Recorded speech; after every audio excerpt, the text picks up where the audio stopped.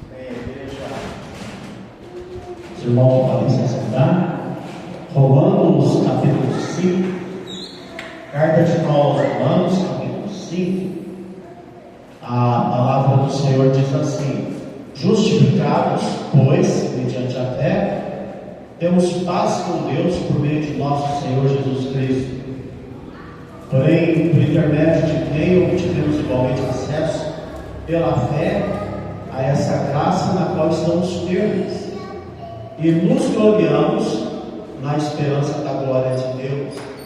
Não somente nisso, também nos gloriamos nas próprias tribulações, sabendo que a tribulação produz perseverança, e a perseverança experiência, e a experiência esperança. Ora, a esperança não se confunde, porque o amor de Deus é derramado em nossos corações pelo Espírito Santo que nos foi outorgado. Irmãos, nossos irmãos se cumprimentam usando o termo paz. É isso, nossos irmãos da Assembleia de Deus se cumprimentam com a paz do Senhor. Os irmãos da congregação cristã se cumprimentam com a paz de Deus. Os nossos irmãos da quadrangular, tem com quem eu convivo muito, né? Estou sempre nas igrejas quadrangulares de Americana e de Piracicaba. E eles se cumprimentam com a paz. E uma vez um jovem seminarista, na reunião do nosso presbitério, ele subiu no púlpito e cumprimentou os irmãos com a paz do Senhor. E um dos nossos decanos, o reverendo Joás, disse para ele: olha, nós presbiterianos não cumprimentamos com a paz do Senhor. Como que nós presbiterianos então nos cumprimentamos? Aí ele explicou: nós cumprimentamos com a graça e a paz do Senhor. Você chega numa igreja presbiteriana, o pastor começa assim, que a graça, eu cumprimento os irmãos com a graça e a paz do Senhor. A paz é uma coisa que nós desejamos, né? Do outro. Uma irmã um dia me disse, eu era bem jovem, uma irmã me disse: olha, se cumprimenta com a paz do Senhor, porque se aquele irmão que você cumprimentou não tiver em paz, a paz volta para você. A semana passada a nossa mensagem foi sobre as maravilhas de Deus. Estão lembrados, irmãos? E o texto foi: santificai-vos, porque amanhã o Senhor fará maravilhas no meio de nós. Então nós falamos aqui da santificação, o processo de santidade, para vermos as maravilhas de Deus. Então a santificação, né, é um processo contínuo pelo qual nós vamos crescendo na presença de Deus. Um assunto fantástico, tremendo, que é explicado aqui na nossa escola dominical pelo pastor Pedro. Logo ele retorna como professor e ele é que fala desses assuntos muito importantes para o cristianismo. Mas agora aqui nós estamos falando de uma outra doutrina, irmãos, que é a justificação. E aqui nós temos o ato jurídico de Deus. Pronto, você está justificado. Em Cristo você foi justificado por Deus. Não é isso, pastor? Quando Cristo morreu naquela cruz, irmãos, Cristo estava justificando os teus pecados e resolvendo o maior dos teus problemas, que é a morte, né? A morte já não nos separa de Deus. O apóstolo Paulo diz assim: justificados, pois, mediante a fé, não vamos viver mais atribulados, não vamos viver dando cabeçada para tudo quanto é lado, irmãos. Pelo amor de Deus, vamos viver em paz. É isso que Paulo está falando, igreja. Cristo já morreu por você, Cristo já deu a vida dele por você, Cristo morreu numa cruz para nos justificar, para que nós agora não vivêssemos mais debaixo das forças infernais que tiram a nossa paz.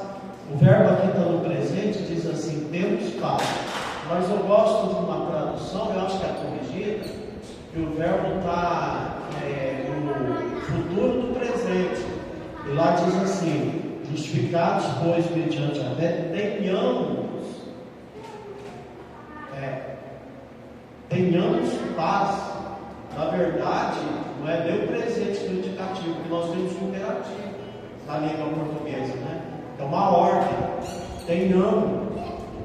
Ou seja, irmãos, não vamos viver sem a paz que o Senhor nos deu.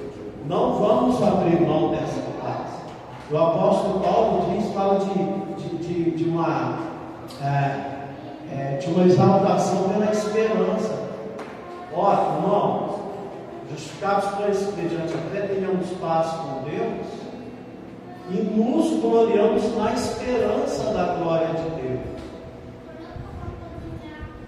Mas não fique só nisso. Vamos nos gloriar também nas tribulações.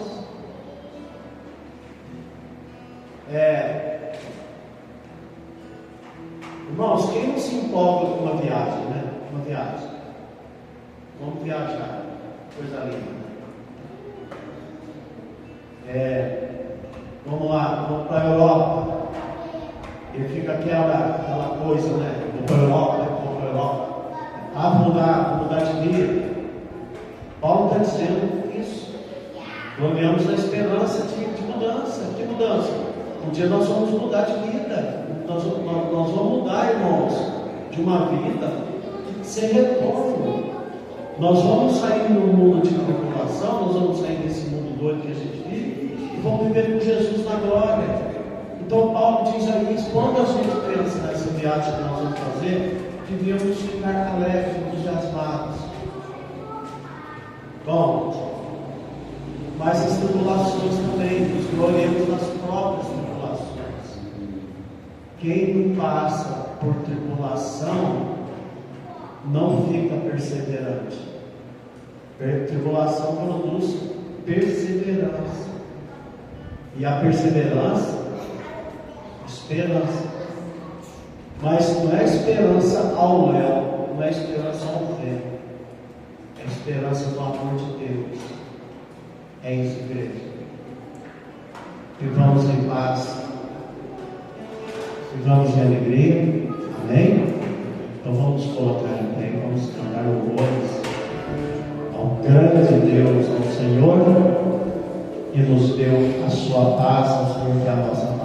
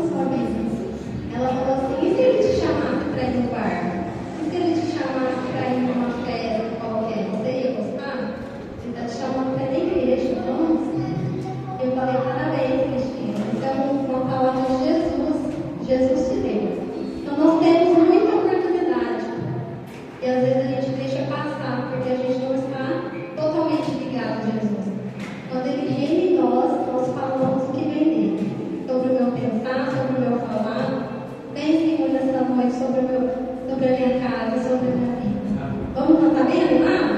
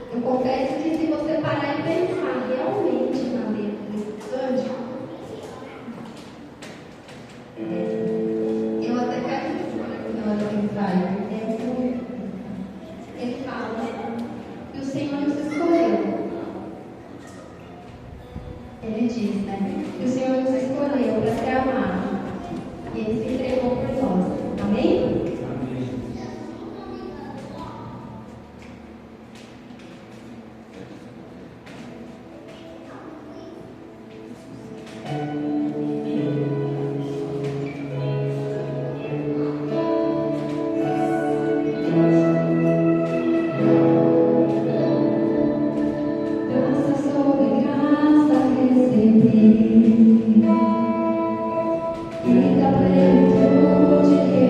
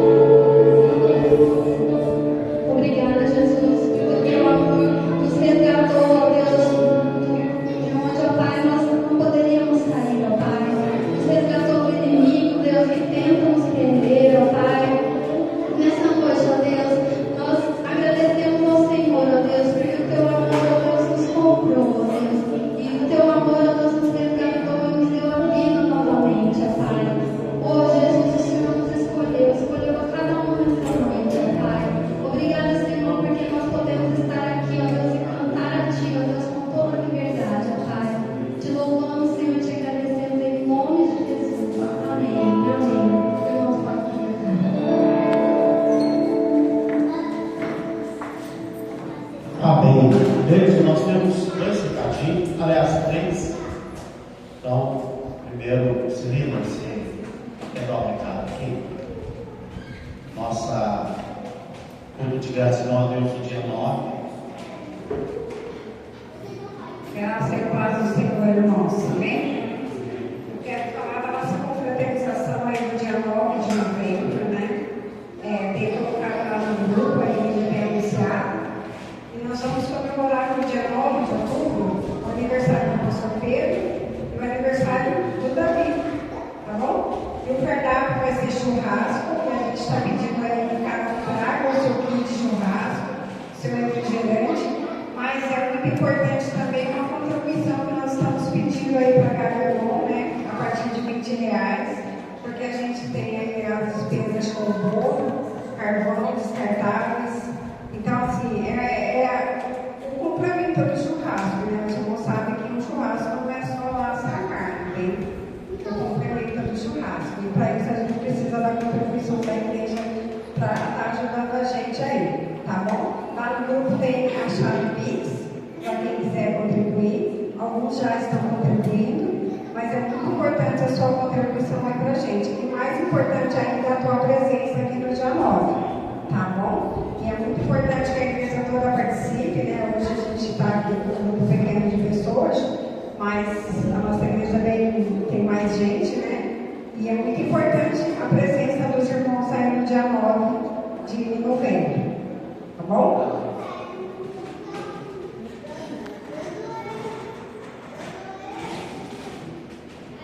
Irmãos, lembrando, né, que naquele dia, no dia 9, nós começamos o nosso culto 18h30, certo? Outro recado, irmãos, é em relação à nossa escola dominical, que começou no mês de maio e tem sido muito abençoado. Nós temos classe para as crianças. As crianças estão sendo acolhidas ali, professores habilitados. E temos também o encontro de adultos. Nós temos a classe de adultos. Nós estamos trabalhando com um tema muito especial nesses 2 meses, sobre perdas. A vida nos impõe interdições e perdas. Como que nós reagimos às perdas dentro da palavra de Deus? Vale a pena, tá? Então, nesse domingo agora nós não temos, mas no outro nós teremos às 9h30 da manhã. Começamos com um cafezinho e depois temos a abertura e o nosso encontro bíblico.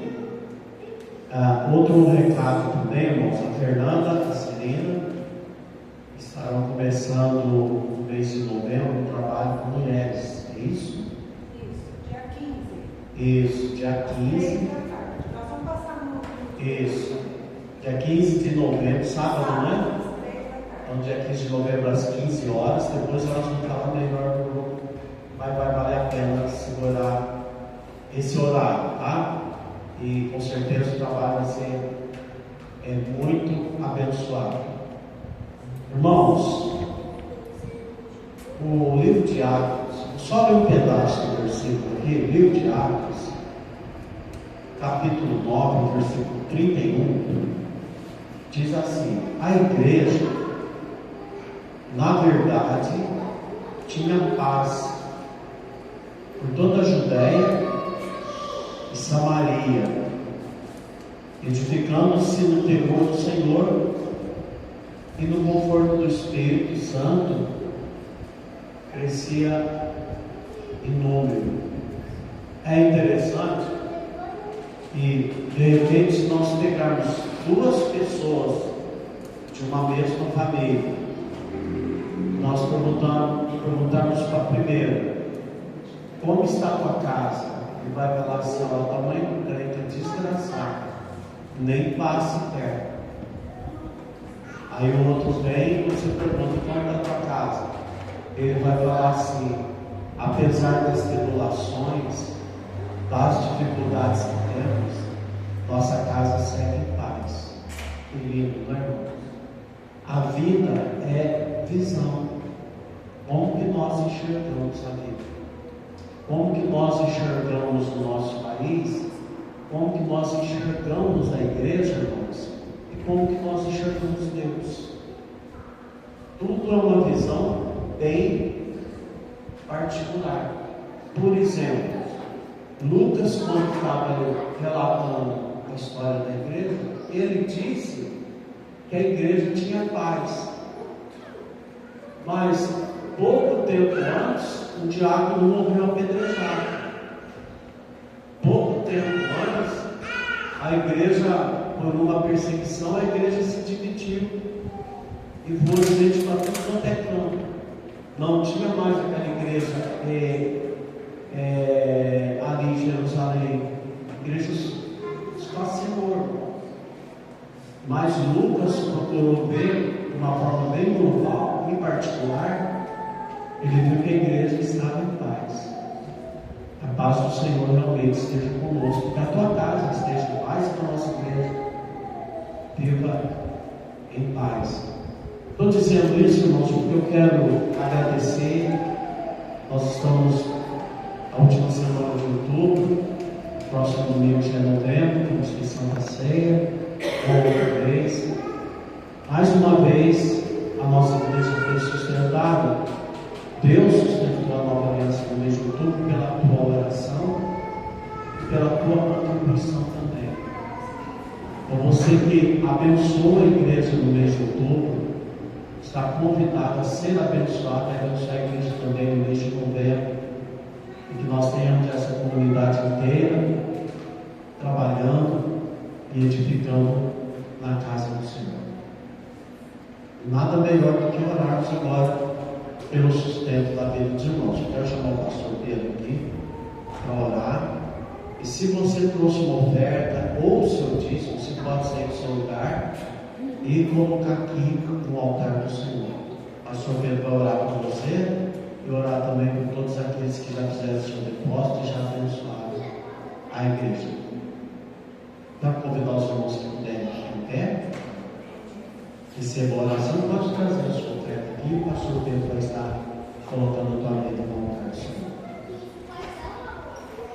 O nosso coração aqui é uma pequena coisinha. Existe um projeto aí, nosso, da liderança, de gente fazer 2 classes aqui, no corredor de São para os adolescentes e para os nossos jovens. 2 classes. Alguém fala, mas não tem muito jovem, nem adolescente. Será que nós não temos muita porque não tem sala? Não tem sala, então se nós tivesse 30 adolescentes, os 30 ia ficar longe. Então existe esse projeto, eu gostaria que os irmãos estivessem orando nesse sentido, né? Para que nós possamos ter os meios necessários para isso, vai custar, e também nos preparar para contribuir para que nós possamos então ter a sala dos adolescentes e a sala dos nossos jovens aqui do nosso lado. Desculpa, né? Quebrou o protocolo, mas está na minha cabeça, eu tenho orado muito nesse sentido, para que Deus possa, né? Então os meios que nós precisamos para isso. E eu posso dizer para os irmãos que é a coisa mais interessante, a igreja de Uberaba é uma igreja muito grande mesmo, né? Uma igreja muito enorme. E quando a gente está pensando de como nós fizemos aquela igreja, a gente não acredita de como os meios foram sendo acrescentados para que nós tivéssemos uma igreja. Eu lembro também da igreja de Guarulhos, né? Igreja independente também. A gente não tinha nada, hoje é uma igreja muito grande. A gente não sabe de como apareceu, mas apareceu os meios necessários. Então eu tenho certeza que a gente não sabe quanto custa, o Júlio talvez vai fazer um orçamento para a gente, e quando a gente tiver orçamento a gente vai conversar com a igreja, né? Com respeito à nossa contribuição para fazer essa aula para os adolescentes. Tudo bem? Amém, né? Obrigado, Senhor, pelo dia que o Senhor tem dado, por esse culto maravilhoso, pelos irmãos que estão aqui. Muito obrigado, Deus, pela bênção da salvação. Obrigado pelo Espírito Santo que habita em nós. E é Ele que nos faz, nos constrange a estar aqui no culto, te adorando, cantando hinos, e agora nos preparando, Senhor, para receber a tua palavra.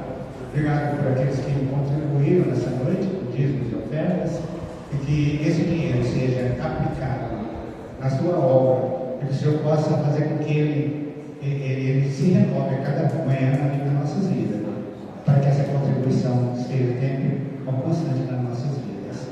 Em nome de Jesus. Amém. Amém. A igreja pode se assentar. Quero chamar aqui o pastor Paulo e as crianças, todas as crianças.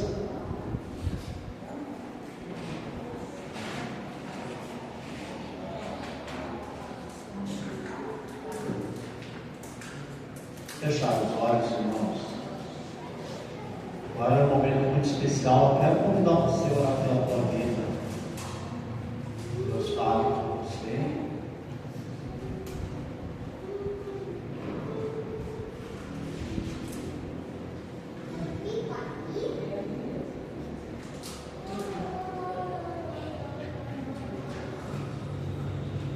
Oremos, igreja. Pai amado, como é bom ter crianças, como é bom ter uma igreja para irmos todos os domingos. Como é bom esse encontro, Pai, o encontro que o Senhor nos deu. Agora, Deus, cuide delas, cuide de cada vida, cada coração que vai ouvir a Tua palavra. Que não falte criança na nossa igreja, não falte adultos, não falte clareza. Que a Fernanda seja conduzida pelo Espírito do Senhor e o pastor Paulo também. Que a palavra que der, Pai, venha na medida das nossas necessidades. Em nome de Jesus. Amém.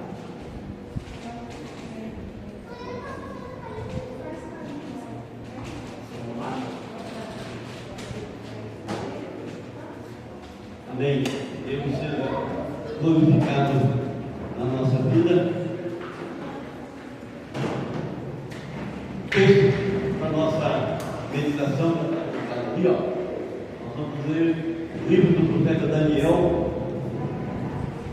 Nós vamos ler o versículo de 1 a 9.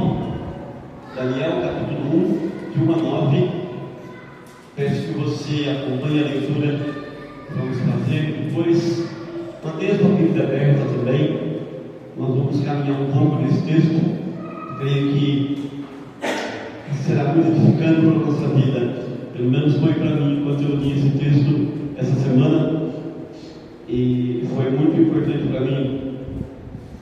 Daniel, capítulo 1, verso 1 a 9.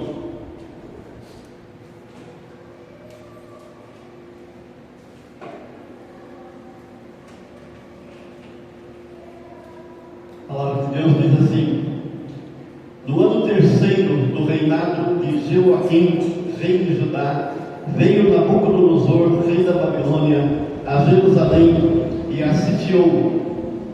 O Senhor lhe entregou nas mãos a Jeoaquim, rei de Judá, e alguns dos utensílios da casa de Deus. A estes levou-os para a terra de Gileade, para a casa do seu Deus, e os pôs na casa do tesouro do seu Deus. Disse o rei a Aspenaz, chefe dos seus eunucos, que trouxesse alguns dos filhos de Israel, tanto da linhagem real como dos nobres, jovens sem nenhum defeito, de boa aparência, instruídos em toda a sabedoria, doutos em ciência, versados no conhecimento, e que fossem competentes para assistirem no palácio do rei, e lhes ensinasse a cultura e a língua dos caldeus. Determinou-lhes o rei a ração diária das finas iguarias da mesa real e do vinho que ele bebia, e que assim fossem mantidos por 3 anos, ao cabo dos quais assistiriam diante do rei.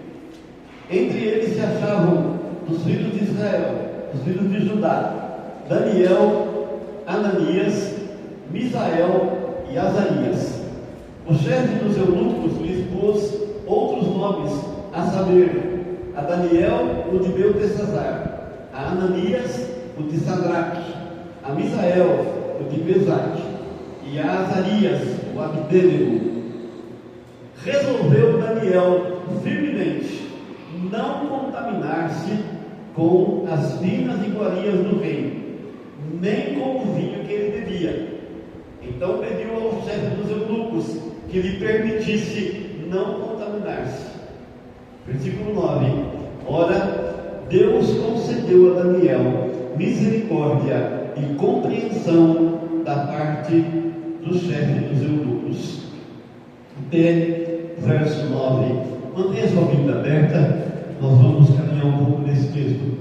Irmãos, a palavra de Deus, revelada por Ele a cada um de nós, ela nos guia e ela nos capacita a viver nessa terra com os valores do céu.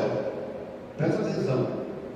Nós somos capacitados pela palavra de Deus e somente por ela a vivermos nessa terra, mas com os valores do céu. Ela nos capacita e nos equipa a olhar os fatos da nossa vida, a interpretar os fatos da nossa vida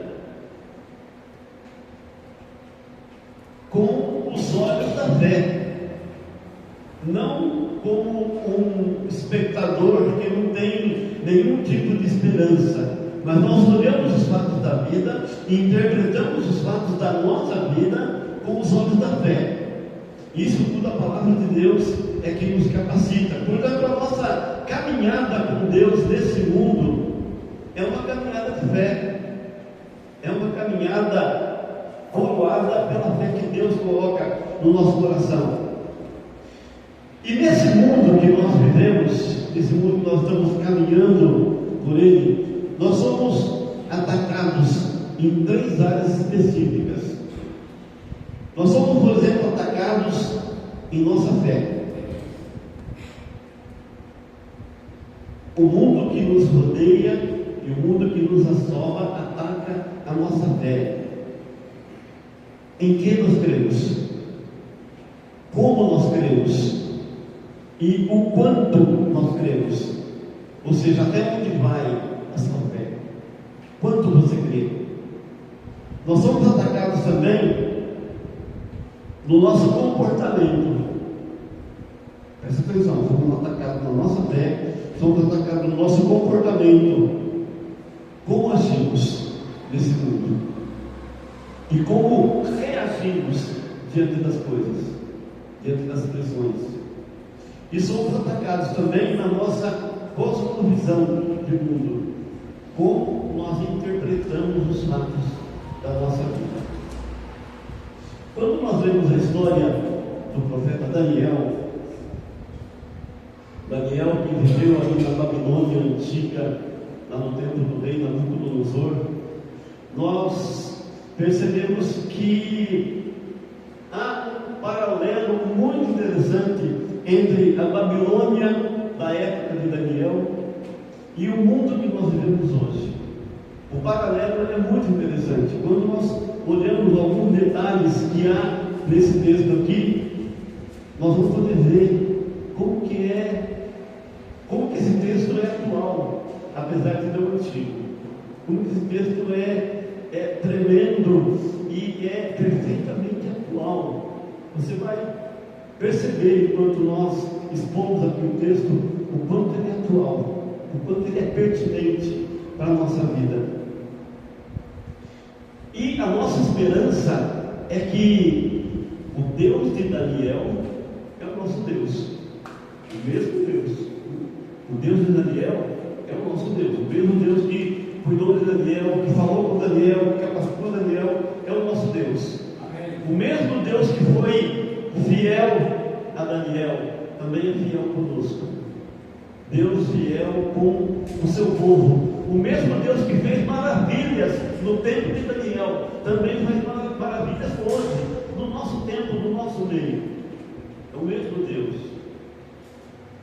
O Deus que cuidou do seu povo ali na Babilônia. É o Deus que cuida de nós hoje. O Deus que cuida do seu povo hoje. O povo escolhido de Deus é um povo que é protegido, que é cuidado, que é amado pelo Senhor. Nós estamos nos braços do Senhor. Nós estamos nos braços de Deus. E nada do que aconteça nesse mundo pode tirar nossa fé, pode roubar nossa fé. Mas o interessante dessa história é que o livro de Daniel não é sobre Daniel. Já prestaram atenção nisso? O livro de Daniel não é sobre Daniel e também não é sobre os reis que estão aqui. Tem o rei Nabucodonosor, tem o rei Dario, tem vários reis aqui, mas o livro de Daniel não é sobre Daniel e não é sobre os reis. O livro de Daniel é um convite a todo o povo de Deus, para que esse povo conheça mais a respeito de Deus.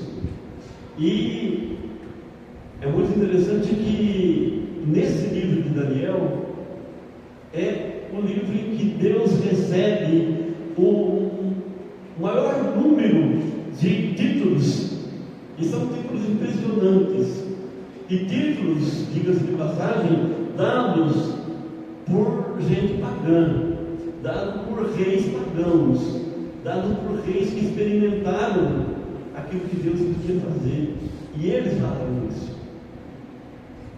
No livro de Daniel, Deus é chamado de Deus dos céus, Deus é chamado de Deus de deuses, Deus é chamado de Deus Altíssimo, Ele é o Senhor dos reis, Ele é o Deus grande e temível. Todos esses títulos estão presentes aqui em todo o livro de Daniel, e foram dados por reis pagãos, mas reis que reconheceram quem era o Deus que estava atuando ali. Nesse texto que nós lemos, essa história e esse texto especificamente é como um mapa a guiar a nossa vida enquanto nós caminhamos na terra com os olhos nos céus. E eu quero compartilhar com você algumas lições que estão nesse texto e que você vai poder saborear e crescer muito na sua vida espiritual. Nesse texto aqui nós vamos ver um fundamento precioso, nós vamos ver um alerta importantíssimo, e por último nós vamos ver um exemplo a ser seguido. Temos um fundamento precioso, temos um alerta importante e um exemplo a ser seguido. Primeira coisa, há um fundamento precioso nesse texto, e você vai ver aí no versículo 1, 2 e o verso 9. Sua Bíblia está aberta? Olha aí. No ano terceiro do reinado de Joaquim, rei de Judá, veio Nabucodonosor, rei da Babilônia, a Jerusalém e a sitiou. A primeira coisa que nós vemos nesse texto aqui é: imagine o sofrimento do povo de Judá, do povo de Israel. Nabucodonosor, um rei que tinha um exército poderosíssimo, Nabucodonosor, um rei cruel, um rei maldoso, um rei que não tinha escrúpulo nenhum, um rei frio. Ele invade Jerusalém, ele sitia Jerusalém, ele mata pessoas, ele sequestra pessoas, mães foram separadas dos seus filhos, jovens foram levados como escravos lá para a Babilônia. E o versículo 1 nos dá a entender exatamente isso. O verso 1 diz assim: veio Nabucodonosor, rei da Babilônia, a Jerusalém e a sitiou. Estava no desejo de Nabucodonosor, estava na mente dele, era o plano dele invadir Jerusalém, era o plano dele tomar conta de tudo aquilo lá, era o plano dele ser o dominador de todas aquelas terras, era o plano dele. Mas o versículo 2 nos dá uma outra visão disso.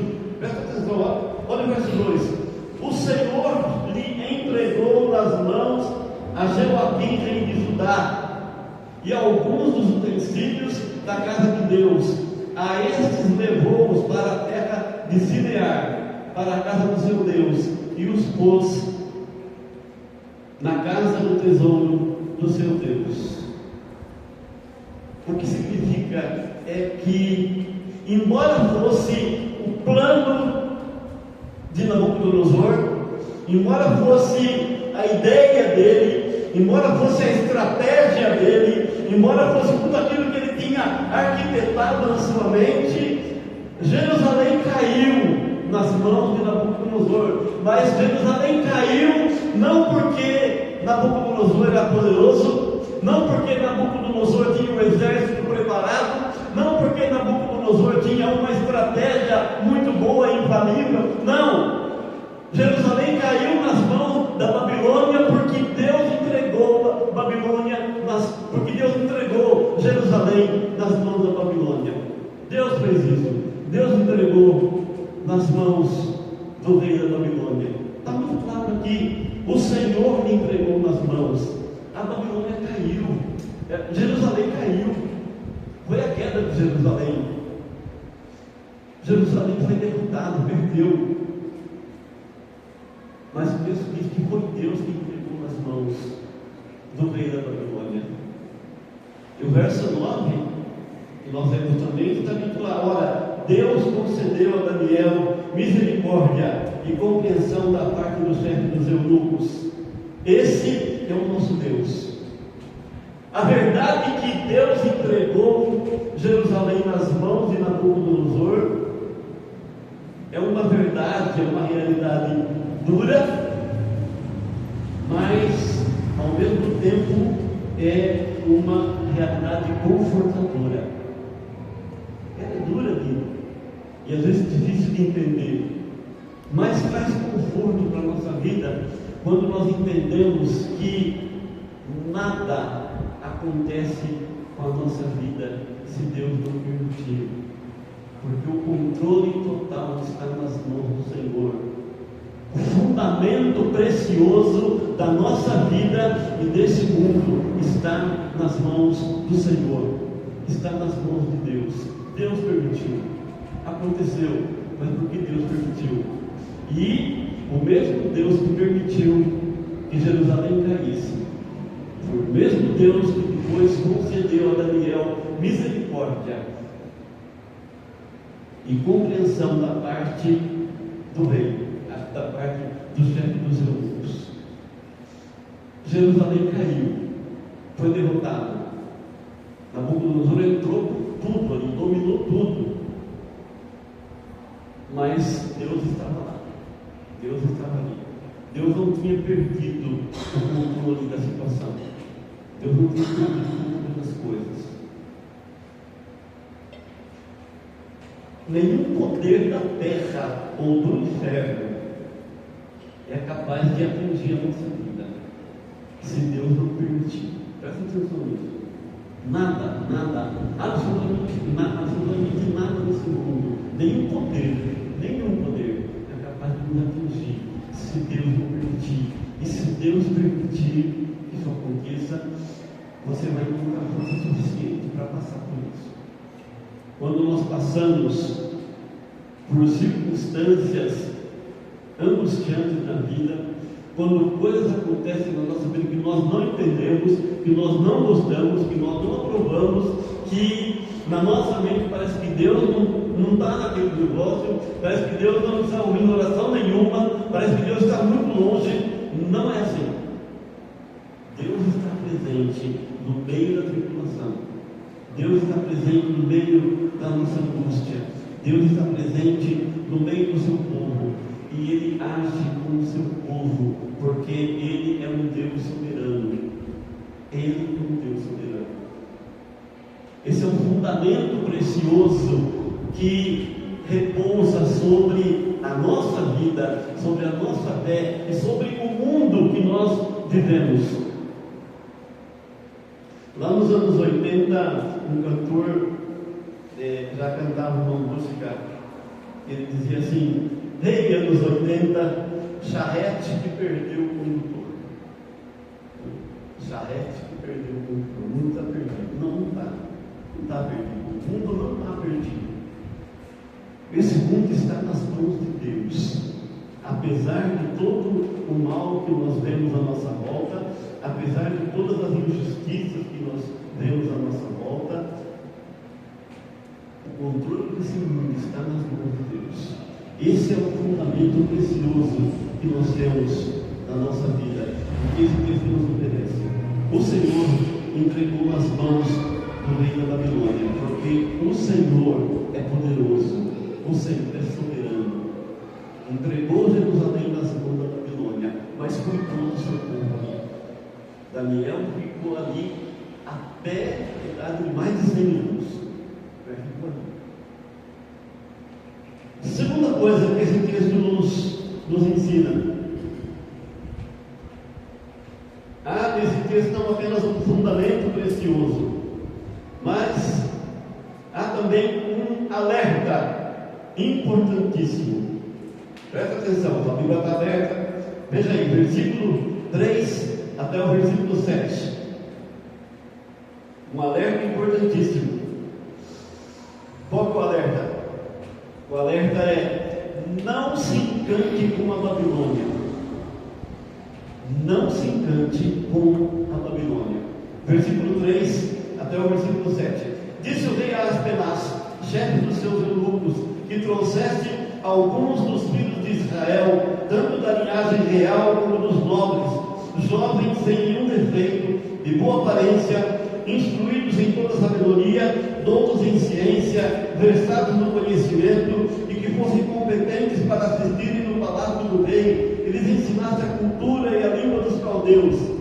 Determinou-lhe o rei a ração diária das finas iguarias da mesa real e do vinho que ele bebia, e que assim fossem mantidos por 3 anos, ao cabo dos quais assistiriam diante do rei. Entre eles se achavam dos filhos de Judá, Daniel, Ananias, Misael e Azarias. Os chefes dos eunucos lhe pôs outros nomes, a saber: a Daniel, o Beltesazar, a Ananias, o de Sadraque, a Misael, o de Mesaque, e de Azarias, o de Abdênego. Não se engane com a Babilônia. A Babilônia é perigosa. A Babilônia é sedutora. E a Babilônia é encantadora. Mas o alerta que nós temos nesse texto é: não se encante com a Babilônia. Não se encante com a Babilônia. Nós conhecemos a história de Daniel, e ela é ensinada inclusive para as crianças. E é interessante que enquanto eu li esse texto aqui, eu pensei exatamente isso. Nós temos uma tendência a achar na nossa cabeça, e a gente passa depois para as crianças também, nós reduzimos a história de Daniel, a vida de Daniel, como a história de um jovem que foi jogado na cova dos leões e sobreviveu. Só isso. Só isso. Daniel na cova dos leões. Só isso.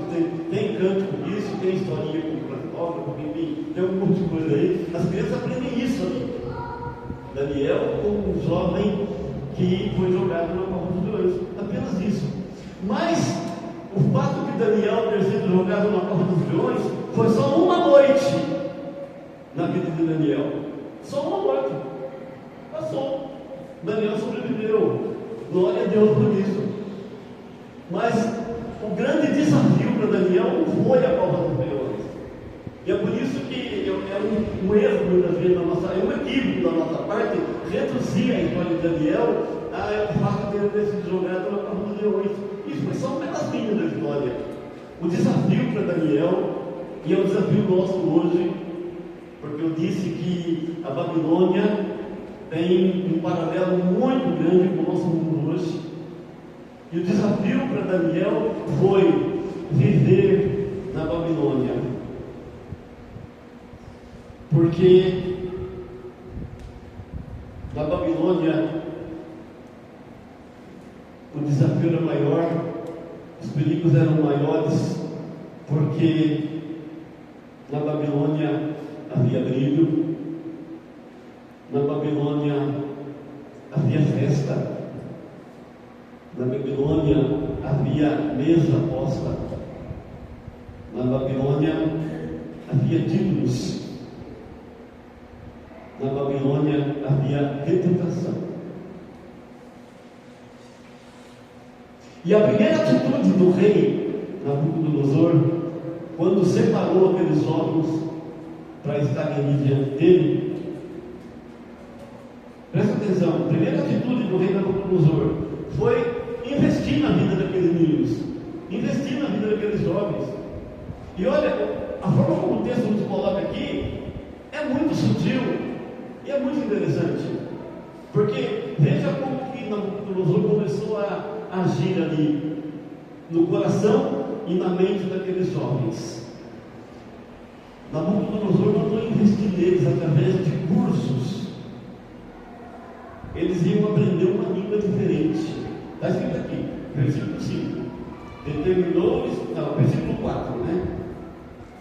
Versados no conhecimento e que fossem competentes para assistirem no palácio do rei e lhes ensinasse, presta atenção, os jovens teriam que aprender e lhes ensinasse a cultura e a língua dos caldeus. Presta atenção nisso. A primeira investida do rei Nabucodonosor na mente e no coração daqueles jovens foi investir num curso. Eles iam aprender uma língua nova, eles iam aprender uma cultura nova. Que mal há nisso? Qual que é o mal em aprender uma língua diferente, uma língua nova? Qual que é o mal em aprender uma cultura diferente? Esse investimento na vida dos jovens, onde eles iam aprender uma cultura nova e uma língua diferente, que era aparentemente inocente e aparentemente algo bom, aquilo fazia parte do processo de encantamento da Babilônia. O rei Nabucodonosor estava começando um processo de encantamento da Babilônia, e ele investe na vida daqueles jovens, pagando curso para eles. Vocês vão estudar, tá? Aprender língua aqui, uma língua diferente, vocês vão aprender uma cultura diferente. Olha, uma coisa inocente, não é boa. Um intercâmbio entre dois países, só que beleza, né? Um intercâmbio entre dois países. Você vem com todo o seu conhecimento de lá, de Jerusalém, aqui você vai aprender uma língua nova, uma cultura nova. É bom para o seu crescimento, é bom para o seu desenvolvimento. É isso que Nabucodonosor começa a colocar no coração e na mente daqueles jovens. Processo de encantamento da Babilônia. Vocês vão estudar. Segunda atitude do rei Nabucodonosor, está no versículo 5, foi convidar os jovens para a festa. Versículo 5, olha aí. Você está com a sua Bíblia aberta, versículo 5. Determinou-lhes o rei a ração diária das finas iguarias da mesa real e do vinho que ele bebia, que assim fossem mantidos por 3 anos, ao cabo dos quais assistiriam diante do rei. Irmãos, isso aqui é muito interessante. A segunda atitude do rei foi chamá-los para dentro da casa deles. Olha, vocês são meus amigos, tá? Vocês vão ser muito bem tratados aqui, tá? Vocês vão comer aqui, mas não é qualquer comida não, tá? Vocês vão beber aqui comigo, mas não é qualquer bebidinha não, tá? Vocês vão comer da minha comida, a comida que é servida para mim. Ou seja, é a melhor comida que tiver aqui, vai ser sua também. Eu vou dividir a minha mesa com vocês, vou dividir tudo que eu tenho de bom e do melhor para vocês. Tá? Então vocês são meus amigos. Sintam-se à vontade, fiquem tranquilos aqui. Nós não estamos contra vocês, de forma alguma. Vocês vão comer do bom e do melhor, vão ser muito bem tratados aqui. Vão ser muito bem tratados. Eles comiam da mesa do rei, daquilo que o rei comia. O vinho era o melhor vinho que existia, vinhos caríssimos. Só. Então veja, essa atitude do rei, convidá-los para a festa, o jantar na mesa do rei, almoço com o rei e o vinho real. atenção, 3 anos. 3 anos sem trabalhar.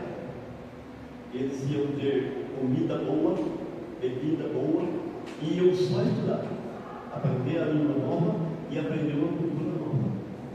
Quem não quer? Quem não quer isso? Vocês são meus amigos, tá? Sintam-se à vontade e vocês vão ser muito bem tratados aqui na Babilônia.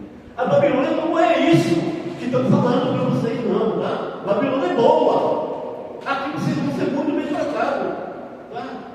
Não é isso que vocês ouvem, não. A Babilônia não é boa, tá?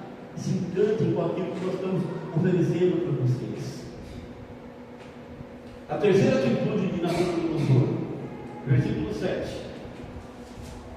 Verso 7 diz assim: o chefe dos eunucos lhe impôs outros nomes, a saber, a Daniel, o de Beltesazar, a Ananias, o de Sadraque, a Misael, o de Mesaque, e a Azarias, o de Abdene. A terceira atitude de Nabucodonosor foi dar nomes diferentes para ele, dar uma identidade diferente. Qual que é o problema com isso? Duas cidadanias. Prestaram atenção? Dupla cidadania. Hoje em dia não é uma coisa boa, tem dupla cidadania, né? Dupla cidadania. Vocês agora também são cidadãos aqui da Babilônia. Gente importante. Aqui vocês têm uma nova identidade.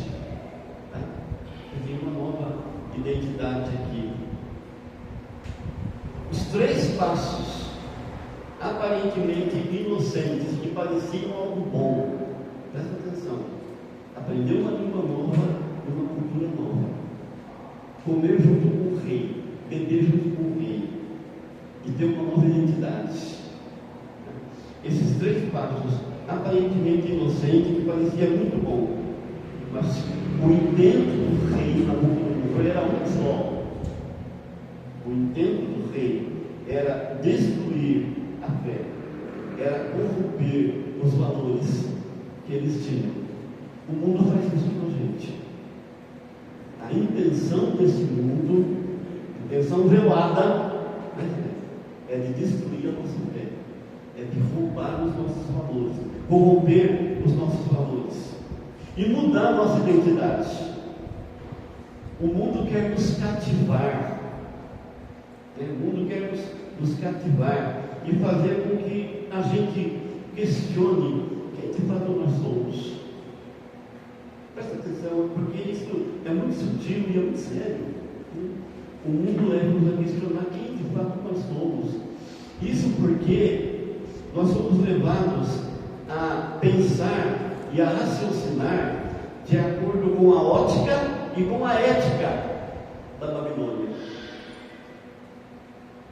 A ótica e a ética da Babilônia. Só que a Babilônia tem outra ótica. E a Babilônia tem outra ética, que não é a nossa, que não é do reino de Deus. Daí, aquilo que nós falamos no começo: não se encante com a Babilônia. Não se encante com a Babilônia. Em outras palavras, eles nos dizem assim: seja Daniel lá na sua casa, lá na sua igreja, não tem problema nenhum lá. Você pode ser Daniel, mas aqui, no nosso meio, você pode ser outra pessoa. Aqui você pode ser Beltesazar, não tem problema. Aqui você pode aceitar aquilo que nós falamos para você. Aqui você pode rir das nossas piadas. Aqui você pode concordar com tudo aquilo que nós falamos. Esquece sua vida lá. Seja Daniel lá, tá? Aqui você é outra pessoa. E não tem problema nenhum com isso. Qual que é o mal disso? Aqui você é Beltesazar. Aqui para você é outra pessoa, tá? Aqui você tem amigos diferentes. Outra ética, não tem problema. Está tudo bem. Você pode continuar sendo Daniel lá na sua terra, lá na sua igreja, não tem problema nenhum. Mas aqui para nós você é outra pessoa. Você é diferente. Tá? Aqui você é Beltesazar. Aqui você é acolhido e aceito assim como você é. Nós não estamos nem pedindo que você mude, está tudo bem, seja Daniel lá, mas aqui você é Beltesazar. Essa é a proposta maligna que a Babilônia e esse mundo tem para nós e para os nossos filhos. A Babilônia está aí para nos encantar com as suas festas, com os seus brilhos, com sua sedução, com suas músicas, com suas propostas. Mas não se encantem com a Babilônia, porque a Babilônia quer roubar sua fé. A Babilônia quer destruir os seus altares. Em último lugar, nós temos um fundamento precioso, nós temos essa advertência, e por último nós temos um exemplo a ser seguido. Versículo 8, olha o que diz o verso 8: resolveu Daniel firmemente, eu quero utilizar essa palavra firmemente, resolveu Daniel firmemente, resolveu Daniel firmemente não se contaminar com as finas iguarias do rei, nem com o vinho que ele bebia. Então pediu ao chefe dos eunucos que lhe permitisse não se contaminar. É muito interessante isso. Algumas coisas.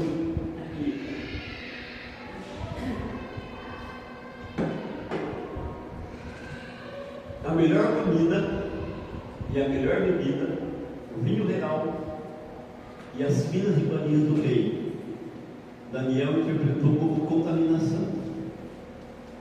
Para ele aquilo era podre, desculpa a palavra, mas era isso. Daniel olhou para aquelas comidas caríssimas e finíssimas que o rei comia, aquele vinho real, e disse: para mim isso aí é contaminação. Eu não quero isso. Eu não quero isso. Um exemplo a ser seguido: tome uma decisão radical na sua vida. Tome uma decisão radical na sua vida. Se o segundo passo foi não se encante com a Babilônia, o terceiro e último, tome uma decisão radical na sua vida. Verso 8 nos diz que Daniel percebeu tudo aquilo que estava acontecendo. Daniel percebeu, Daniel teve um insight ali. Ele percebeu que por trás de todo aquele glamour, por trás de toda aquela aceitação, por trás de toda aquela aparência de coisas boas, todo aquele brilho, havia uma agenda. Presta atenção. Daniel percebeu que por trás de todo aquele brilho tinha uma agenda, havia uma intenção maligna, e Daniel percebeu. Por isso que o texto diz que ele resolveu. E o texto dá a entender que foi uma resolução pessoal. Ele não consultou ninguém, não pediu tempo para o rei, para ele pensar um pouquinho, não. Foi uma decisão pessoal. Ele resolveu tomar uma decisão firme de não se contaminar. Havia cuidado no coração de Daniel, não simplesmente de ter uma alimentação saudável. O texto vai dizer que ele fez um acordo lá com o chefe dos cozinheiros, né, de servir para eles legumes e água. Mas não é questão de uma alimentação saudável, não é isso, embora isso seja bom também. Mas não é essa a questão. A questão é que Daniel tinha no seu coração um cuidado de não deixar se enganar pelos encantos que a Babilônia oferecia, pelo engano sedutor das festas e do brilho da Babilônia. E notem que o que separou Daniel e os seus amigos de não serem tragados por aquele mundo, não serem engolidos por aquele mundo, o que separou Daniel e os seus amigos foi a decisão de Daniel. Quando Daniel decidiu: eu não vou fazer isso, eu não quero me contaminar, e eu não vou fazer isso. Para Daniel não tinha meio termo, não tinha acordo. Eu não vou, não vou. Foi uma decisão firme. Eu não vou fazer isso. Não vou. A palavra hebraica vai dar a ideia de não ceder em nada. Dá uma ideia de uma convicção profunda. Daniel tinha uma convicção tão grande dos valores do reino de Deus, do seu Deus que tinha dentro dele. Mas era uma convicção tão grande que ele sabia que ele não podia tergiversar, ele não podia ceder em nada, nem um espacinho. Nada. Há um termo que a gente às vezes vê por aí, que é chamado de autoridade espiritual, né? Infelizmente, o que eu tenho visto ensinado por aí como autoridade espiritual não tem nada a ver com aquilo que a Bíblia ensina sobre a autoridade espiritual, tá? Está sendo ensinado totalmente errado por aí e fora de contexto também, né? A autoridade espiritual na Bíblia é aquela capacitação que o Espírito Santo dá para você. Você tem uma autoridade espiritual de dizer não ao pecado, de dizer não para as coisas que vão destruir a sua fé, que vão contra os seus valores. Você pode dizer não, porque Daniel fez isso. E o Espírito Santo nos dá essa capacidade. Isso é autoridade espiritual. É a capacidade de você dizer não. José fez isso lá no Egito. Ele disse não diante da tentação sexual. Ele disse não vou. Ele fugiu, ele subiu. Ele disse: eu não vou ceder. E Daniel faz a mesma coisa aqui. Daniel falou não e foi uma resolução firme da parte dele. Há um fundamento precioso. Esse mundo está nas mãos de Deus. Deus não perdoa com todo mundo. Não se encante com a Babilônia e tome uma decisão radical na sua vida de não ceder espaço para esse mundo. Guarde os valores da sua fé, guarde os valores da palavra de Deus na sua vida. Que Deus te abençoe, que Deus abençoe a nossa vida. Deus continue falando conosco, abençoando a nossa semana. Feche seus olhos, mesmo sentado, vamos orar. Amado Deus, nosso Pai, nós te adoramos, Deus, adoramos a Ti somente, o único Deus que é digno de toda adoração, porque o Senhor é o Deus soberano desse mundo, é o Deus soberano das nossas vidas. Pai, nós te louvamos porque nós não precisamos nos encantar com as seduções desse mundo, com as seduções da Babilônia. Nós não precisamos nos perder com as ofertas do mundo. Oh Deus, obrigado porque o Senhor segura os nossos passos, o Senhor segura a nossa vida nas Tuas mãos. Obrigado porque a Tua palavra nos ensina, oh Deus, a voltarmos os nossos olhos para o Senhor, a caminharmos nessa terra olhando para o Senhor, olhando para as Tuas promessas, olhando, ó Deus, para aquilo que o Senhor tem para nós, que é algo muito melhor. Deus, não permita que os nossos filhos se encantem com esse mundo. Não permita que os nossos filhos se encantem com a Babilônia que está aí pronta para nos tragar. Ajuda-nos, ó Deus, a tomarmos uma decisão radical na nossa vida, de dizermos não ao pecado, de dizermos não à Babilônia, de dizermos não a esse mundo e de abraçarmos com muita convicção os valores da Tua palavra. Faz isso hoje, ó Deus, com cada um de nós, com a Tua igreja. É a nossa oração em nome de Jesus. Amém. Amém. Fica de pé, abre as suas mãos.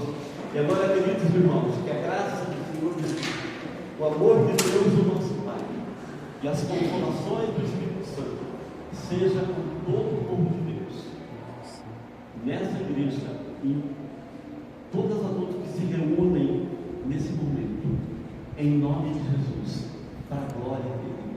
Amém. Amém. Deus te abençoe, boa semana. Dê um abraço ao seu irmão.